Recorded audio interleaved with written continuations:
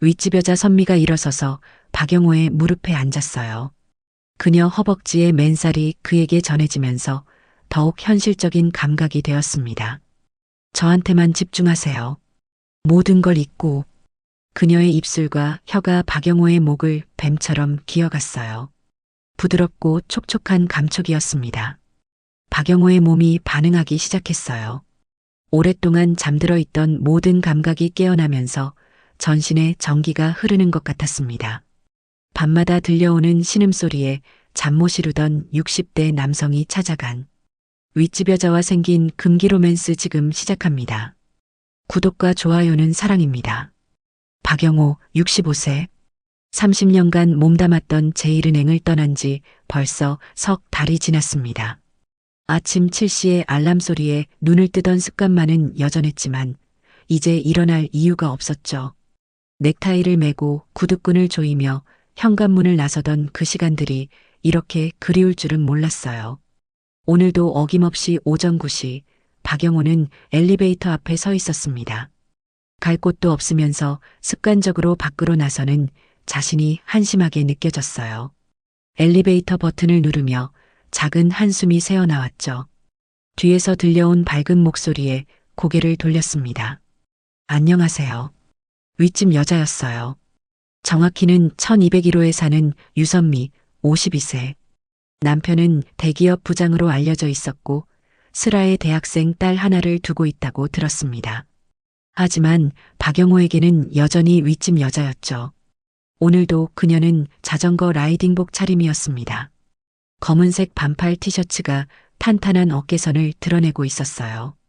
52세라는 나이가 믿어지지 않을 만큼 관리된 몸매였습니다. 다리에 밀착된 레깅스는 길고 매끈한 라인을 따라 흘러내렸고 발목까지 완벽하게 조여져 있었어요. 박영호가 어색하게 말을 건넸습니다. 오늘도 라이딩 나가시나 보네요. 유선미의 목소리는 언제나 경쾌했어요. 네, 아침마다 한강까지 다녀와요. 건강관리는 꾸준히 해야죠. 엘리베이터가 도착하자 그녀가 먼저 타더니 1층 버튼을 눌렀습니다. 박영호도 같은 층을 눌러야 했지만 뭔가 어색해서 지하 1층을 눌렀어요. 엘리베이터 안에는 은은한 향수 냄새가 퍼져 있었습니다. 플로럴 계열의 향이었는데 너무 진하지도 않고 너무 연하지도 않은 절묘한 농도였어요. 박영호는 몰래 숨을 깊게 들이마셨습니다. 집에서 나는 냄새와는 완전히 달랐어요. 아내 이금자 63세. 30년 넘게 함께 살아온 그녀에게서는 이제 이런 향기가 나지 않았습니다. 생활의 냄새, 음식 냄새, 그리고 세월의 냄새만이 있을 뿐이었어요. 1층에 도착하자 유선미가 먼저 내렸습니다. 그녀의 인사와 함께 엘리베이터 문이 닫혔어요.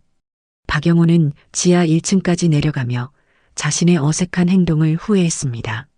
주차장에서 차를 보며 한참을 서 있었어요. 어디로 가야 할지 모르겠더군요. 결국 다시 엘리베이터를 타고 올라왔습니다. 집으로 돌아와 거실 소파에 앉아 멍하니 천장을 바라봤어요. 이금자는 벌써 파트타임 일자리로 나간 후였습니다. 대형마트 계산원으로 일주일에 사흘씩 나가고 있었어요. 그녀의 말이 머릿속을 맴돌았습니다. 당신 퇴직금으로는 부족하니까 내가 더 벌어야죠. 30년간 가장 노릇을 했던 자신이 이제는 짐이 된 것 같았어요. 그날 밤 11시가 넘어서부터였습니다. 윗집에서 소리가 들리기 시작했어요. 처음에는 별것 아닌 생활소음인 줄 알았습니다. 하지만 소리는 점점 더 명확해졌어요. 남자의 낮은 신음소리와 여자의 가벼운 웃음소리, 그리고 침대가 흔들리는 규칙적인 소리. 박영호는 잠이 깼습니다. 옆에서 자고 있는 아내는 깊게 잠들어 있었어요. 하루 종일 마트에서 일한 피로 때문에 깊은 잠에 빠져 있었습니다. 윗집 소리는 계속되었어요. 30분, 때로는 1시간까지도. 박영호는 베개를 머리에 덮어 써봤지만 소리는 더 또렷하게 들려왔습니다. 이상했어요. 젊은 시절, 신혼 때도 이런 적이 없었는데 52세와 50대 중반의 부부가 저렇게 활발할 수 있다니. 박영호는 자신과 아내의 관계를 떠올렸습니다. 마지막이 언제였을까요? 정확히 기억나지 않았어요. 아마 몇 년 전이었을 겁니다. 그것도 의무감 같은 것이었지 열정이나 욕망은 아니었어요. 언제부터인가 서로에게 그런 감정을 느끼지 않게 되었습니다. 이틀째, 사흘째, 윗집의 밤은 계속되었습니다. 박영호의 불면증은 더욱 심해졌어요. 낮에는 졸리고 밤에는 잠이 오지 않았습니다. 이금자는 여전히 모르고 있었어요. 일주일째 되는 날 밤이었습니다. 윗집 소리가 평소보다 더 크게 들렸어요. 박영호는 참을 수 없었습니다. 이제는 정말 짜증이 났어요. 다른 사람들도 살고 있다는 걸 모르는 걸까요? 박영호는 잠옷 위에 가디건을 걸치고 슬리퍼를 신었습니다. 엘리베이터를 타고 12층으로 올라갔어요. 1201호 앞에 서자 더 이상 소리가 들리지 않았습니다. 마치 자신이 온 걸 아는 것 같았어요. 박영호는 조심스럽게 초인종을 눌렀습니다. 잠시 후 문이 열렸어요. 50대 중반으로 보이는 남자가 나타났습니다. 잠옷 차림이었고 얼굴이 약간 붉어져 있었어요. 박영호가 어색하게 소음 때문에 잠을 못 자겠다고 말했습니다. 남자의 얼굴이 당황스러워졌어요. 그때 뒤에서 유선미가 나타났어요. 그녀도 잠옷 차림이었는데 얇은 실크 원피스 같은 것이었습니다. 머리카락이 약간 헝클어져 있었고 얼굴에는 홍조가 돌아 있었어요. 유선미가 미안해하는 표정으로 말했습니다. 정말 죄송해요. 저희가 너무 시끄럽게 했나 봐요. 박영호는 인사를 하고 서둘러 엘리베이터로 향했습니다. 집으로 돌아와 침대에 누웠지만 잠이 오지 않았습니다. 유선미의 모습이 계속 머릿속에 맴돌았어요. 헝클어진 머리카락, 붉어진 얼굴, 그리고 얇은 실크 잠옷. 그녀가 자신을 바라보던 눈빛도 생각났습니다. 당황스러워했지만 뭔가 다른 감정도 있었던 것 같았어요. 그날 밤부터 윗집은 조용해졌습니다. 하지만 박영호의 잠은 더욱 오지 않았어요. 다음 날 오후였습니다. 박영호가 마트에서 장을 보고 돌아오는 길에 엘리베이터에서 유선미와 마주쳤어요. 그녀도 장바구니를 들고 있었습니다. 평소와 다름없는 밝은 인사였지만 어딘가 어색한 기류가 흘렸어요. 11층에 도착했을 때 유선미가 먼저 말을 꺼냈습니다. 어제는 정말 죄송했어요. 남편과 제가 금슬이 좋아서요. 그래도 다른 분들한테 피해를 드리면 안 되는데요. 박영호가 내리려는 순간 유선미가 말했어요. 혹시 시간 있으시면 잠깐 저희 집에 오세요. 제대로 사과드리고 싶어서요. 박영호는 망설였지만 결국 고개를 끄덕였습니다. 12층으로 다시 올라갔어요. 1201호 현관문이 열리자 깔끔하게 정리된 거실이 보였습니다. 자신의 집과는 분위기가 완전히 달랐어요. 모던한 가구들과 센스 있게 배치된 소품들. 어디서 향수 냄새가 나는지 집안 전체가 은은한 향기로 가득했습니다. 유선미가 소파를 가리키며 앉으라고 했어요. 박영호는 조심스럽게 소파에 앉았습니다. 그녀는 주방에서 커피를 내와 박영호 앞에 놓았어요. 유선미의 얼굴에 행복한 미소가 떠올랐습니다.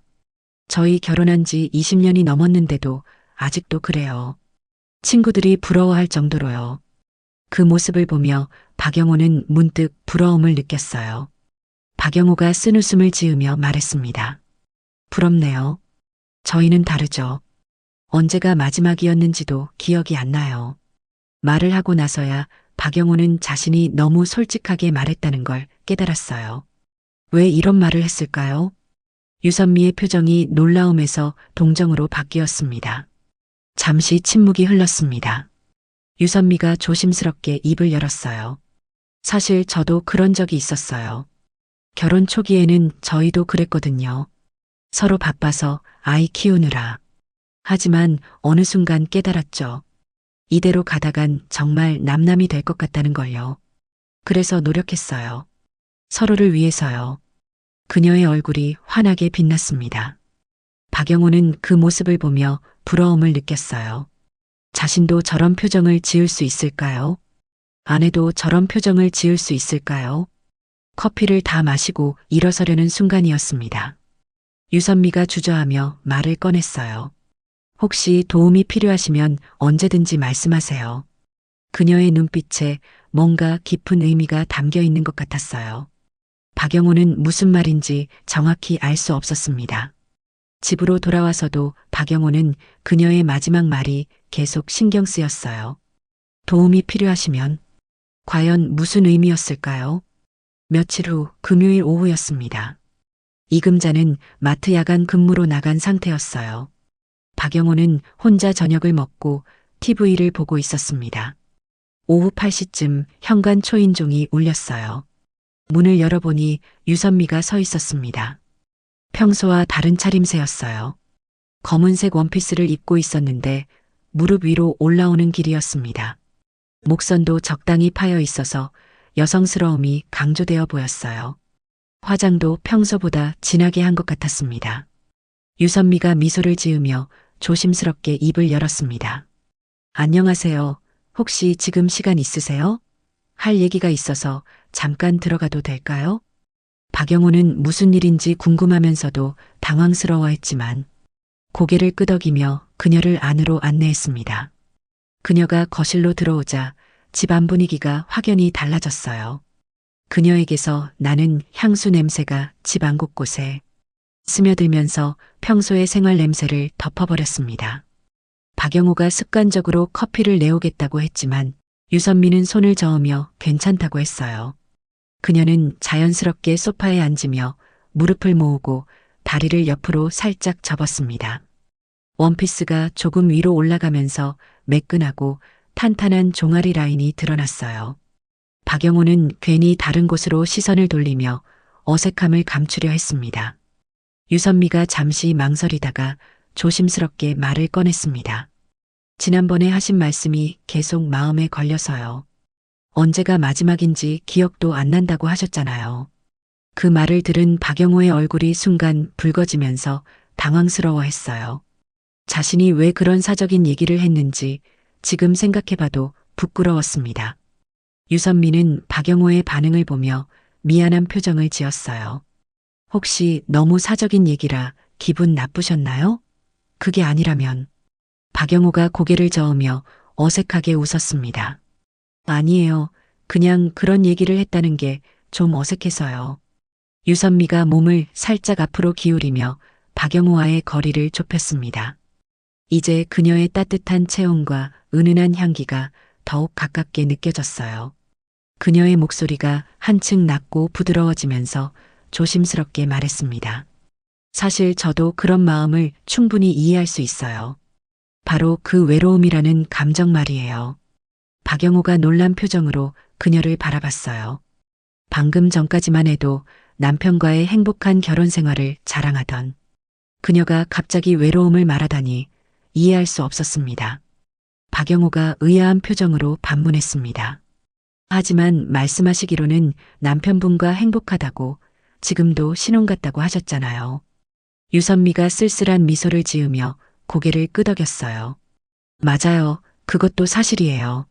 하지만 세상에는 여러 종류의 외로움이 있다는 걸 아시잖아요. 박영호는 그녀가 무슨 말을 하려는 건지 짐작이 되지 않았어요. 유선미가 더욱 가까이 다가오면서 이제 그녀의 무릎이 박영호의 무릎과 거의 맞닿을 정도가 되었습니다. 그녀의 숨결이 박영호의 뺨에 닿을 만큼 가까운 거리였어요. 유선미가 거의 속삭이듯 낮은 목소리로 말했습니다. 당신이 느끼고 있는 그 공허함과 목마름, 제가 대신 채워드릴 수 있을 것 같아요. 그 순간 박영호의 심장이 마치 가슴을 뚫고 나올 것처럼 격렬하게 뛰기 시작했습니다. 오랫동안 잊고 지냈던 감각들이 갑작스럽게 몸 전체를 휘감으며 깨어나는 것을 느꼈어요. 박영호가 당황하며 무슨 뜻인지 되물으려 했지만 목소리가 제대로 나오지 않았습니다. 유선미는 박영호의 반응을 읽었는지 부드러운 미소를 지으며 말했어요. 당신도 정확히 알고 계시잖아요. 제가 무슨 말을 하고 있는지. 그녀의 손이 조심스럽게 박영호의 무릎 위에 살며시 올려졌습니다. 손바닥을 통해 전해지는 따뜻한 온기가 박영호의 몸을 타고 올라왔어요. 몇 년 동안, 아니 어쩌면 몇십 년 동안 완전히 잊고 지냈던 감각이었습니다. 박영호가 깜짝 놀라며 벌떡 일어서면서 그녀의 손을 뿌리쳤어요. 이건 안 돼요. 정말로 이런 건 안 되는 일이에요. 유선미도 천천히 일어서면서 박영호를 바라봤습니다. 그녀의 눈빛에는 이해할 수 없는 깊은 감정이 담겨 있었어요. 왜 안 될까요? 우리가 누구에게 해를 끼치는 건가요? 서로 외롭고 목마른 사람끼리 조금의 위로를 나누는 게 그렇게 잘못된 일일까요? 유선미가 박영호를 향해 한 걸음 더 다가왔고 박영호는 본능적으로 뒤로 물러섰지만 거실벽에 등이 막혔습니다. 이제 그들 사이의 거리는 고작 한 뼘 남짓이었어요. 유선미에게서 나는 향수 냄새가 더욱 진하게 박영호의 코끝을 자극했고 그녀의 따뜻한 체온까지 느껴졌습니다. 유선미가 박영호의 눈을 똑바로 바라보며 확신에 찬 목소리로 말했어요. 당신의 마음도 이미 원하고 있어요. 입으로는 안 된다고 말하지만 당신의 눈빛과 몸짓이 모든 걸 말해주고 있어요. 박영호가 고개를 저으며 부정하려 했지만 목소리에 확신이 없었습니다. 아니에요. 그런 게 아니에요. 유선미의 섬세한 손가락이 조심스럽게 박영호의 가슴팍에 올려졌어요. 셔츠 너머로 전해지는 그녀의 손길이 뜨거웠고 박영호의 심장 박동이 그녀의 손바닥을 통해 고스란히 전해지고 있었습니다. 유선미가 부드럽게 미소 지으며 속삭였어요. 거짓말하지 마세요. 이렇게 빠르고 격렬하게 뛰고 있는 당신의 심장이 진짜 답이에요. 박영호는 어떻게 반응해야 할지 전혀 알 수 없었어요. 몸은 이미 오래전부터 잠들어 있던 본능에 솔직하게 반응하고 있었지만 머릿속 이성은 여전히 이 모든 상황을 강하게 거부하고 있었습니다. 이런 혼란스러운 상황은 그의 인생에서 처음 겪는 일이었어요. 유선미의 목소리가 한층 더 달콤하고 유혹적으로 변했습니다. 조금만 생각해 보세요. 아무도 알 필요 없어요. 우리 둘만의 비밀로 서로에게 진정한 위로와 따뜻함을 줄 수 있어요. 박영호가 눈을 꽉 감으며 깊은 숨을 들이마셨습니다. 오랫동안 마음 깊은 곳에 묻어두고 잠들어 있던 욕망과 갈망이 서서히 깨어나는 것을 온몸으로 느낄 수 있었어요. 하지만 동시에 양심과 도덕적 책임감이 강하게 저항하고 있었습니다. 박영호가 떨리는 목소리로 마지막 저항을 시도했어요. 정말로 안 됩니다. 이런 일은 절대로 해서는 안 되는 거예요. 그러나 그의 목소리에는 더 이상 확신이나 강함이 없었고 오히려 자신을 설득하려는 듯한 절망적인 톤이 배어 있었습니다. 유선미는 그런 박영호의 흔들리는 마음을 정확히 읽어냈어요. 그녀의 두 손이 부드럽게 박영호의 양볼을 감싸 안았습니다. 손바닥의 온기가 그의 뺨을 통해 전해지면서 전신으로 퍼져나갔어요. 단 한 번만이라도 좋으니까 진지하게 생각해 보세요. 당신이 언제 마지막으로 진정으로 원하고 원해진 적이 있었나요? 그녀의 손이 얼마나 부드럽고 따뜻한지 박영호는 그동안 자신이 얼마나 이런 감촉에 목말라 있었는지를 깨달았습니다. 그 순간 현관 초인종이 울렸습니다. 두 사람 모두 깜짝 놀라며 서로에게서 떨어졌어요. 박영호의 심장이 다른 이유로 또다시 빠르게 뛰기 시작했습니다. 박영호가 인터폰을 확인해 보니 택배기사였습니다. 안도의 한숨을 내쉬며 문을 열어 택배를 받았어요. 택배기사가 사라지고 나서야 두 사람은 다시 마주 볼 수 있었습니다. 하지만 아까와는 완전히 다른 분위기였어요. 갑작스럽게 깨진 몰입감 때문에 현실 감각이 되돌아왔고 박영호는 자신이 무슨 일을 할 뻔했는지 명확히 깨달았습니다. 유선미도 상황이 바뀐 것을 느꼈는지 한 발 물러섰어요. 그녀가 어색하게 말했습니다. 저는 이만 올라가 볼게요. 박영호가 고개를 끄덕였어요. 유선미가 현관을 향해 걸어가다가 문 앞에서 잠시 멈춰 섰습니다. 유선미가 현관을 향해 걸어가다가 문 앞에서 잠시 멈춰 섰습니다. 뒤돌아보지는 않았지만 그녀의 목소리가 조용히 들려왔어요. 저는 언제든 12층에 있을 거예요. 그 말을 남기고 그녀는 문을 나섰습니다. 박영호는 한동안 현관문 앞에 서 있었어요. 방금 전 일어난 일이 꿈인 것 같았습니다. 하지만 아직도 손에는 그녀의 체온이 남아 있었고 코끝에는 그녀의 향수 냄새가 맴돌고 있었어요. 거실로 돌아와 소파에 앉으며 박영호는 깊은 혼란에 빠졌습니다. 자신이 정말로 그런 일을 할 뻔했다니. 30년 넘게 한 번도 바람을 피워본 적이 없는 자신이 말이에요. 며칠이 지나도 그날의 기억은 사라지지 않았습니다. 오히려 시간이 지날수록 더욱 선명해지는 것 같았어요. 일주일이 지난 어느 오후 박영호는 우편함을 확인하러 1층에 내려갔습니다. 우편함을 열어보니 전기요금서와 함께 작은 쪽지가 들어 있었어요. 누군가 손으로 쓴 메모였습니다. 오늘 오후 3시 12층으로 오세요. 박영호의 손이 떨렸습니다. 시계를 보니 지금이 오후 2시 30분이었습니다. 박영호는 그 쪽지를 주머니에 넣고 집으로 올라갔어요. 30분 동안 방 안을 서성거리며 고민했습니다. 올라가야 할까요? 말아야 할까요? 이성적으로는 가면 안 된다는 걸 알고 있었어요. 하지만 마음 한편으로는 간절히 원하고 있었습니다. 오후 3시가 되자 박영호는 결국 엘리베이터를 탔습니다. 12층 버튼을 누르는 손가락이 떨리고 있었어요. 1201호 앞에 서자 문이 이미 살짝 열려 있었습니다. 마치 그의 방문을 기다리고 있었다는 듯이요. 박영호가 조심스럽게 문을 두드리자 유선미의 목소리가 들려왔어요. 들어오세요. 문을 열고 들어서니 집 안 분위기가 평소와 완전히 달랐습니다. 거실의 조명은 은은하게 낮춰져 있었고 어디선가 잔잔한 재즈 음악이 흘러나오고 있었어요. 공기 중에는 향초의 달콤한 냄새가 가득했습니다. 유선미는 소파에 앉아 있었는데 오늘은 또 다른 모습이었어요. 크림색의 실크 블라우스에 검은 스커트를 입고 있었는데 블라우스에 단추 몇 개가 풀어져 있어서 쇄골 라인이 드러나 보였습니다. 머리는 한쪽으로 넘겨서 목선을 더욱 우아하게 보이게 했고 화장도 평소보다 더 신경 써서 한 것 같았어요. 유선미가 일어서며 미소를 지었습니다. 와주셨네요. 그 미소에는 기쁨과 안도감, 그리고 뭔가 다른 감정까지 섞여 있었어요. 박영호는 여전히 어색해하며 거실을 둘러봤습니다. 유선미가 자연스럽게 대답했습니다. 출장 갔어요. 내일 늦게 돌아온다고 했어요. 마치 이미 모든 것을 계획하고 있었다는 듯한 말투였어요. 테이블 위에는 예쁜 찻잔 2개와 티포트가 놓여 있었습니다. 박영호가 조심스럽게 소파에 앉아 유선미가 차를 따라 주었어요. 그녀가 몸을 기울일 때마다 블라우스 사이로 희미하게 보이는 것들이 박영호의 시선을 사로잡았습니다. 박영호가 어색함을 달래려고 무슨 차인지 물었어요. 유선미가 의미심장한 미소를 지으며 대답했습니다. 허브티예요. 마음을 편안하게 해주는. 차를 마시며 잠시 침묵이 흘렸어요. 하지만 그 침묵은 어색하기보다는 무언가 기대감으로 가득 차 있었습니다.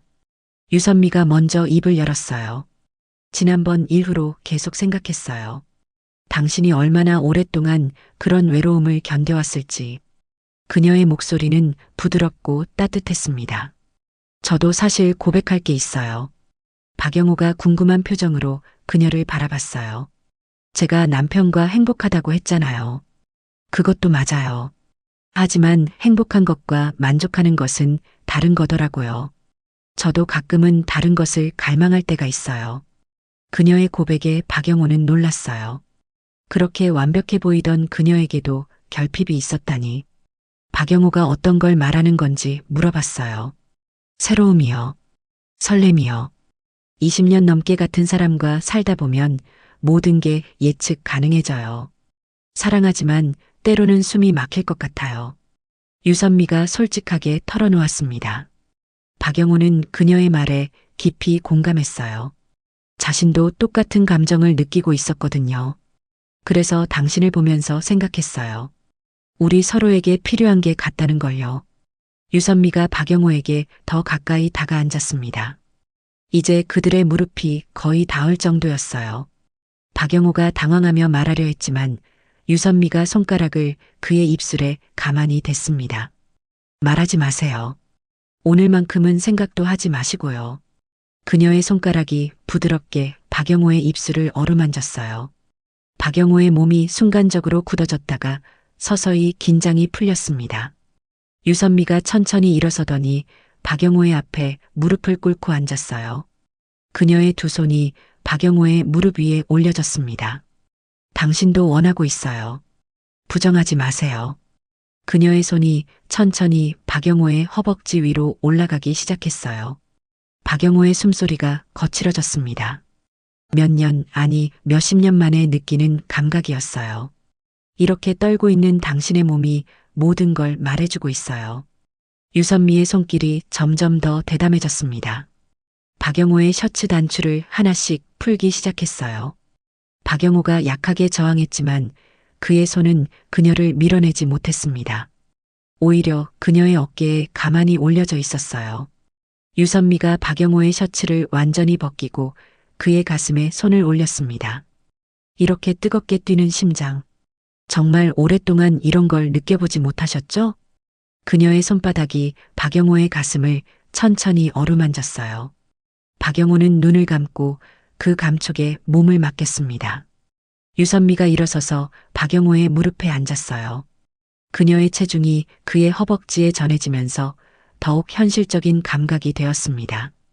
이제 편안해지세요. 모든 걸 잊고.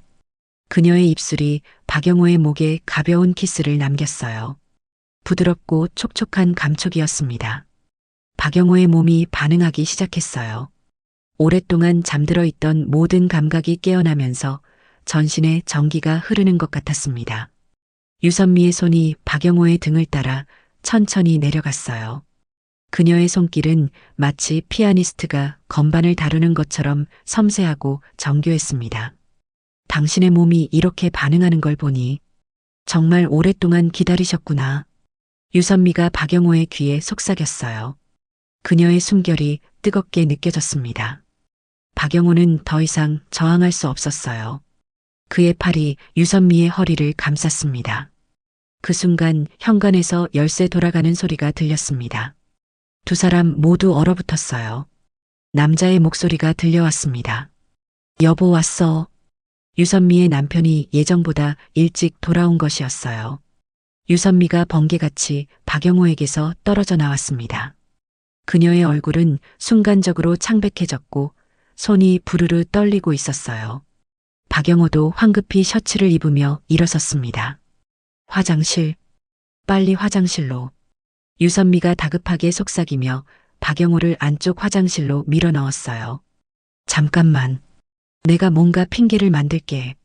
화장실 문이 닫히자마자 현관문이 열리는 소리가 들렸습니다. 박영호는 화장실 안에서 숨을 죽이고 있었어요. 심장이 터질 것처럼 뛰고 있었습니다. 거실에서 유선미와 남편의 대화 소리가 들려왔어요. 왜 이렇게 일찍 와? 내일 온다고 했잖아. 회의가 일찍 끝나서. 당신 혼자 심심할까봐 일부러 빨리 왔지. 아, 그래. 고마워. 유선미의 목소리가 어색하게 들렸습니다. 근데 뭐야 이 분위기? 음악도 틀어놓고 향초도 피우고. 특별한 날이야? 남편이 의아해하며 물었어요. 아, 그냥 기분 전환으로. 요즘 좀 우울해서. 우울해? 왜? 무슨 일 있어? 아니야, 별거 아니야. 그냥 날씨 때문인 것 같아. 박영호는 화장실에서 이 대화를 들으며 식은땀을 흘리고 있었어요. 어떻게 나가야 할지 감도 잡히지 않았습니다. 아, 맞다. 아래층 아저씨 봤어? 갑자기 남편이 박영호 얘기를 꺼냈어요. 박영호의 심장이 멎는 줄 알았습니다. 아래층? 왜? 엘리베이터에서 마주쳤는데 인사도 안 하고 가더라고. 평소에는 인사 잘하는 분인데. 아, 몰라. 나도 요즘 별로 안 봤어. 유선미가 당황하며 대답했어요. 그래, 뭐 별일 아니겠지. 나 샤워 좀 하고 올게. 잠깐. 샤워하기 전에 차라도 한 잔 마셔. 허브티 우려놨어. 그래, 고마워. 근데 찻잔이 왜 두 개야? 치명적인 질문이었어요. 박영호는 화장실에서 온몸이 굳어버렸습니다. 아, 나도 마시려고 해서. 하나는 내가 마시다가 놔둔 거야. 유선미가 어떻게든 둘러댔어요. 다행히 남편은 더 이상 의심하지 않는 것 같았어요. 시간이 더 지날수록 상황은 더 복잡해졌어요.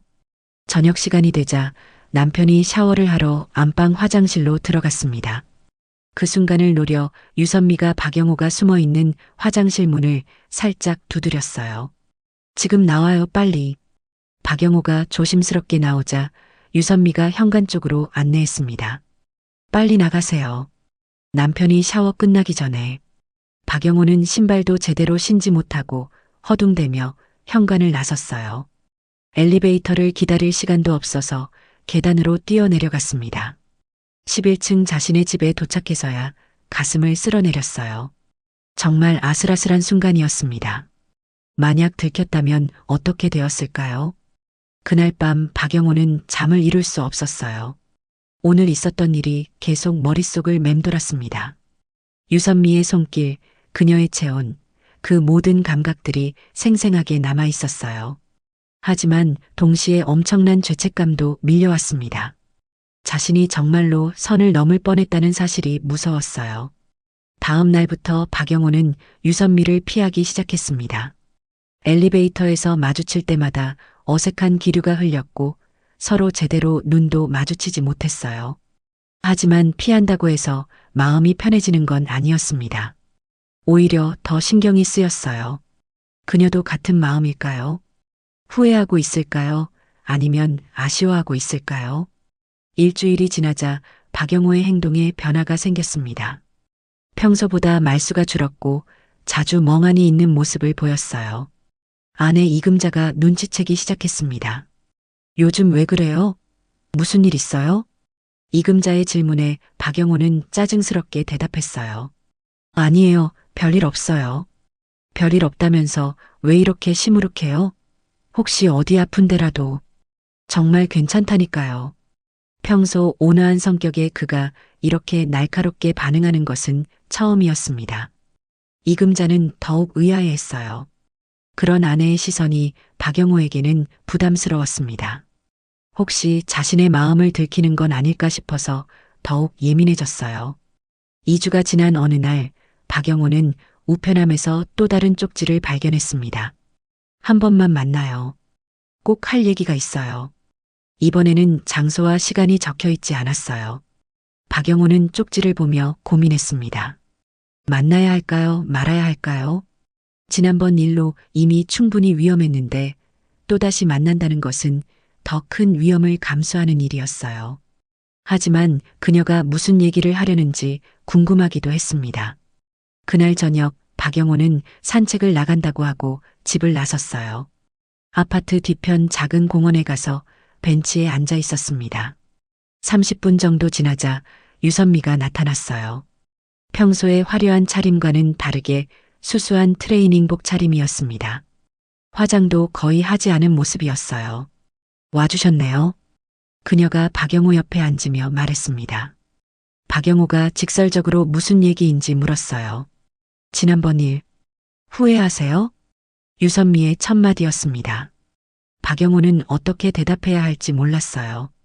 후회한다고 말하기에는 아직도 그때의 감각이 생생했고 후회하지 않는다고 말하기에는 죄책감이 너무 컸습니다. 잘 모르겠어요. 저는 후회하지 않아요. 유선미의 솔직한 고백이었어요. 박영호가 왜냐고 물었어요. 처음으로 제가 진짜로 원하는 걸 했거든요. 의무감이 아니라 누군가를 위해서가 아니라 순전히 제 욕망을 위해서요. 그녀의 목소리에는 어떤 해방감 같은 것이 느껴졌어요. 박영호가 이성적으로 말했습니다. 그렇다고 해서 이런 일이 계속되어야 한다는 건 아니잖아요. 왜요? 우리가 누구에게 해를 끼치고 있나요? 아내에게, 그리고 당신 남편에게도. 그분들이 모르면 해가 안 되는 거 아닌가요? 유선미의 논리였어요. 박영호는 할 말이 없었습니다.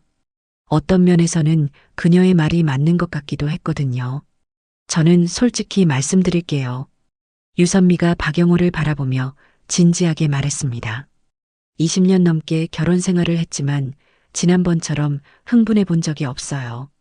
그렇게 간절하게 누군가를 원해본 적도 없고요. 그녀의 고백에 박영호의 가슴이 뛰기 시작했어요. 남편이 나쁜 사람은 아니에요. 착하고 성실하죠. 하지만 예측 가능해요. 모든 게 다 알 수 있어요. 유선미가 한숨을 쉬며 계속 말했습니다. 하지만 당신은 달라요. 당신과 있을 때는 제가 누구인지도 모르겠더라고요. 완전히 다른 사람이 되는 기분이에요. 박영호도 그 감정을 이해할 수 있었어요. 자신도 그녀와 있을 때는 평소의 자신과는 완전히 다른 사람이 되는 느낌을 받았거든요. 하지만 이건 위험해요. 인생에서 위험하지 않은 게 어디 있어요? 안전하기만 하면 재미없잖아요. 유선미가 박영호의 손을 잡았어요. 따뜻하고 부드러운 감촉이었습니다. 한 번만 더 제대로 된 시간을 가져봐요. 그녀의 눈빛이 간절했어요. 박영호가 무의식 중에 어디서냐고 물었습니다. 그 말을 하고 나서야 자신이 이미 마음을 정했다는 걸 깨달았어요. 유선미가 모텔이라도 하면서 제안했지만 박영호는 너무 위험하다고 했어요. 제가 방법을 생각해 볼게요. 박영호가 말했습니다.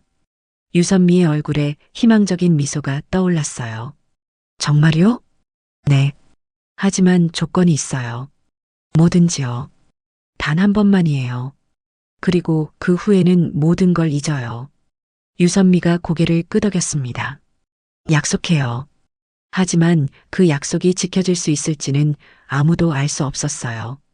며칠 후 기회가 왔습니다. 이금자가 고향에 계신 어머니가 편찮으시다는 소식을 듣고 2박 3일로 내려가게 되었어요.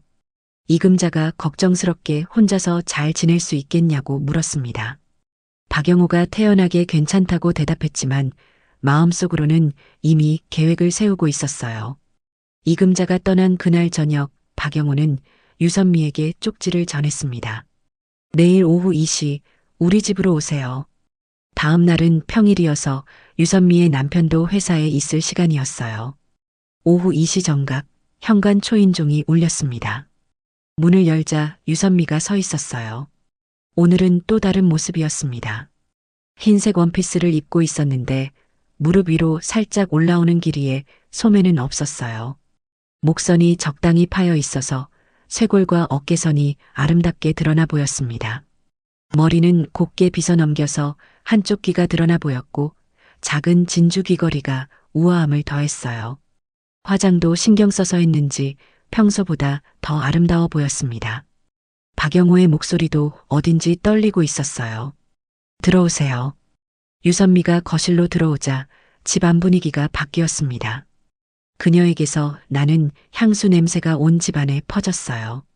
박영호가 차를 준비해 왔지만 둘 다 차에는 관심이 없었어요. 소파에 앉은 채로 서로를 바라보며 침묵이 흘렀습니다. 하지만 그 침묵은 어색하지 않았어요. 오히려 무언가 달콤한 긴장감으로 가득했습니다. 유선미가 먼저 일어나서 박영호에게 다가왔어요. 그녀가 박영호 앞에 서자 그녀의 다리가 그의 무릎 사이에 위치하게 되었습니다. 박영호가 올려다보는 각도에서 그녀는 더욱 아름다워 보였어요. 오늘은 아무도 우리를 방해하지 않아요. 유선미가 박영호의 뺨을 손으로 어루만지며 말했습니다. 그녀의 손길이 부드럽고 따뜻했어요. 박영호의 두 손이 자연스럽게 그녀의 허리에 올려졌습니다. 원피스 너머로 전해지는 그녀의 체온이 뜨거웠어요. 유선미가 천천히 박영호의 무릎에 앉았습니다. 이제 두 사람의 얼굴이 같은 높이가 되었어요. 서로의 숨결이 느껴질 정도로 가까운 거리였습니다. 박영호가 마지막으로 망설이며 정말로 괜찮을지 물었어요. 지금 와서 그런 걸 묻지 마세요. 유선미가 박영호의 입술에 손가락을 댔습니다. 그리고 천천히 그의 입술에 자신의 입술을 가져다 댔어요. 부드럽고 따뜻한 키스였습니다. 박영호는 온몸에 전기가 흐르는 것을 느꼈어요. 몇십 년 만에 느끼는 진짜 키스였습니다. 의무감이나 습관이 아닌 진정한 욕망에서 나오는 키스였어요. 유선미의 손이 박영호의 셔츠 단추를 풀기 시작했습니다. 하나씩 천천히 조급하지 않게. 박영호의 가슴이 드러나자 그녀의 손바닥이 그의 가슴팍에 올려졌어요. 이렇게 뜨거운 심장, 저를 위해서 뛰고 있는 거죠? 유선미가 속삭였습니다. 박영호의 두 손도 그녀의 등으로 돌아가 원피스의 지퍼를 천천히 내렸어요. 하지만 그때 갑자기 복도에서 발걸음 소리가 들렸습니다. 두 사람 모두 얼어붙었어요. 발걸음 소리가 점점 가까워지더니 현관문 앞에서 멈췄습니다. 현관문을 두드리는 소리가 들렸어요. 영호야, 영호야, 있어? 이웃집 할머니의 목소리였습니다. 박영호와 유선미는 황급히 떨어져 나왔어요. 유선미는 재빨리 원피스를 정리하고 박영호는 셔츠 단추를 끼웠습니다. 박영호가 속삭이며 잠깐만 기다리라고 하고 현관으로 갔습니다. 할머니가 집 전기가 나갔는데 혹시 전기 좀 봐줄 수 있냐고 부탁했어요. 박영호가 돌아와서 유선미에게 상황을 설명했어요. 잠깐만 다녀올게요. 여기서 기다려주세요. 하지만 할머니의 집 전기 문제는 생각보다 복잡했어요. 전기업체에 연락해야 하는 상황이었고 할머니도 불안해하셔서 쉽게 자리를 뜰 수 없었습니다. 1시간이 지나고 2시간이 지났어요. 박영호가 집으로 돌아왔을 때 유선미는 이미 없었습니다. 테이블 위에 쪽지만 하나 남겨져 있었어요. 인연이 아니었나 봐요. 그래도 고마웠어요. 박영호는 그 쪽지를 보며 복잡한 마음이 들었어요. 아쉬움과 동시에 안도감도 있었습니다. 어쩌면 이렇게 끝나는 게 맞는 건지도 모르겠다는 생각이 들었어요. 그날 밤부터 박영호의 마음은 더욱 복잡해졌습니다. 유선미와의 만남이 중단된 것에 대한 아쉬움과 함께 이제 정말로 모든 것이 끝났다는 공허함이 밀려왔어요. 하지만 동시에 자신이 선을 완전히 넘지는 않았다는 안도감도 있었습니다. 이틀 후 이금자가 고향에서 돌아왔어요. 박영호가 관심 있게 어머니가 괜찮으셨는지 물었습니다. 다행히 큰일은 아니었어요. 그냥 나이 드시면서 몸이 약해지신 것 같아요. 이금자가 피곤한 표정으로 대답했어요. 당신은 혼자서 잘 지냈어요? 박영호가 담담하게 별일 없었다고 대답했지만 마음속으로는 죄책감이 밀려왔습니다. 그날 밤 이금자가 갑자기 몸살을 앓기 시작했어요. 열이 나고 온몸이 아프다고 했습니다. 박영호가 걱정스럽게 병원에 가봐야겠다고 말했어요. 이금자는 괜찮다며 그냥 필요한 것 같다고 했지만 다음 날에도 몸살은 나아지지 않았어요. 박영호가 억지로 병원에 데려갔습니다. 의사의 진단은 극심한 스트레스와 과로로 인한 몸살이었어요. 의사가 요즘 스트레스 받을 일이 있으셨냐고 물었습니다. 이금자가 시어머님 간병하느라 좀 힘들었지만이라고 대답했어요. 하지만 박영호는 다른 이유를 생각하고 있었습니다. 혹시 자신의 변화를 눈치채고 스트레스를 받은 건 아닐까요? 아내가 자신도 모르게 무의식적으로 남편의 변화를 감지한 건 아닐까요? 그런 생각을 하니 죄책감이 더욱 커졌어요. 집으로 돌아와서 이금자를 침대에 눕혔습니다. 그녀의 열을 재어보고 물수건으로 이마를 닦아주었어요. 이금자가 약하게 고맙다고 말했습니다. 박영호가 뭐가 고맙냐며 당연한 일이라고 대답했지만 마음이 무거웠어요. 이금자의 손을 잡으니 생각보다 많이 야위어 있었습니다. 언제부터 이렇게 말랐을까요? 자신이 너무 관심을 갖지 않았던 건 아닐까요? 당신, 요즘 많이 변했어요. 이금자가 갑자기 말했어요. 박영호의 심장이 뛰기 시작했습니다. 이금자가 예전보다 말수도 줄고 자주 멍하니 있고 무슨 일 있냐고 물었어요. 이금자의 눈빛이 예리했어요. 30년을 함께 산 아내의 직감이었습니다.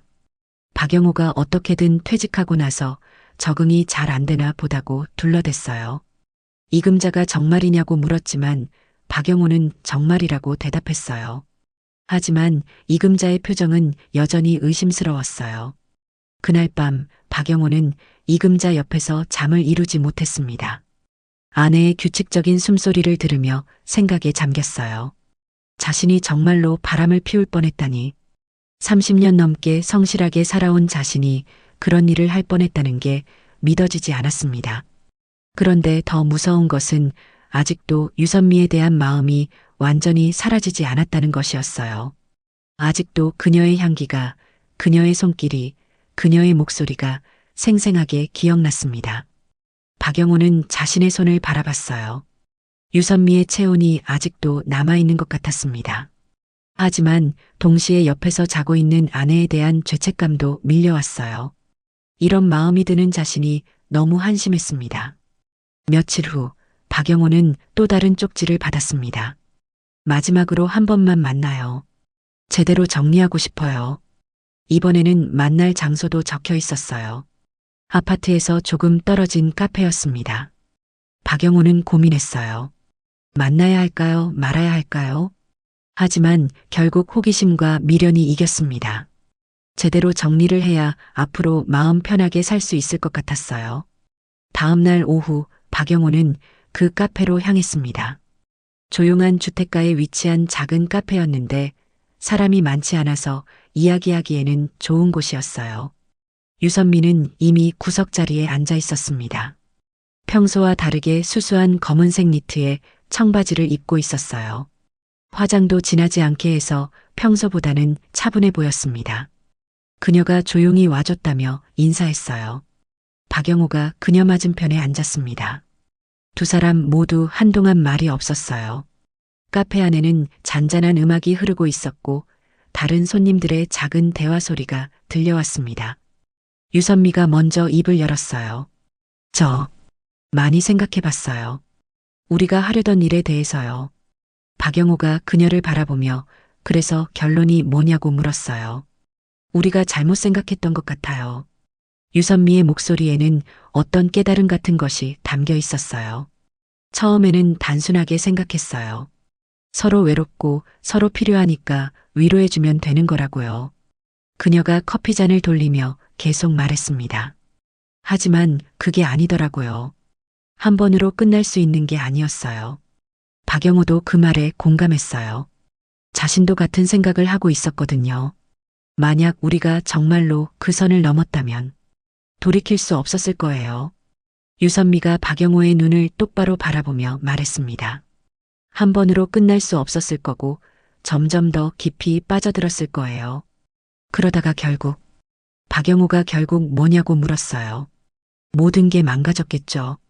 당신의 가정도 제 가정도. 그녀의 목소리가 조금 떨렸어요. 박영호는 그제서야 유선미가 얼마나 많은 고민을 했는지 알 수 있었습니다. 박영호가 그래서 어떻게 하자는 거냐고 물었어요. 끝내요. 완전히. 유선미가 단호하게 말했어요. 지금이라도 늦지 않았으니까. 우리 각자의 자리로 돌아가요. 박영호는 묘한 감정을 느꼈어요. 안도감과 동시에 아쉬움도 있었습니다. 박영호가 솔직하게 자신도 사실 그렇게 생각하고 있었다고 말했어요. 아내가 몸살을 앓는 걸 보면서 깨달았어요. 제가 얼마나 잘못된 생각을 하고 있었는지. 유선미가 고개를 끄덕였습니다. 우리 둘 다 현실을 도피하고 싶었던 것 같아요. 하지만 도피한다고 해서 문제가 해결되는 건 아니잖아요. 맞아요. 오히려 더 큰 문제를 만들 뿐이죠. 두 사람은 서로를 바라보며 쓸쓸한 미소를 지었어요. 박영호가 그럼 이게 마지막인 거냐고 말했습니다. 네. 이제부터는 그냥 이웃으로만 지내요. 유선미가 대답했어요. 혹시 엘리베이터에서 마주쳐도 평범하게 인사만 하고. 박영호가 동의했습니다. 하지만 둘 다 마음 한편으로는 아쉬움이 있었어요. 만약 상황이 달랐다면, 만약 서로 자유로운 몸이었다면 어땠을까 하는 생각이 들었거든요. 그래도 후회하지는 않아요. 유선미가 작은 목소리로 말했어요. 박영호가 되물었어요.